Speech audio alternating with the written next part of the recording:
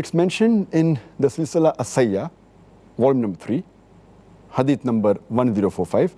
Our beloved Prophet Muhammad said that blessings are found in 3 things.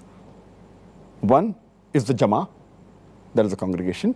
The 2 is At-Tarid, that's a sort of a food. And the 3rd is the Sahur, the pre-dawn meal. A similar message is repeated in Silsila As-Sayya, volume number 3, Hadith number 1291, where our beloved Prophet said, blessings are in 2 things. One is Sahur and one is a just measurement, that is while weighing. And there are several hadith in which our beloved Prophet ﷺ, he has talking about Sahur, that in it is blessing and it is better for the Muslim Ummah. It's also mentioned in Sahih Al-Jami, volume number 1, Hadith number 3683.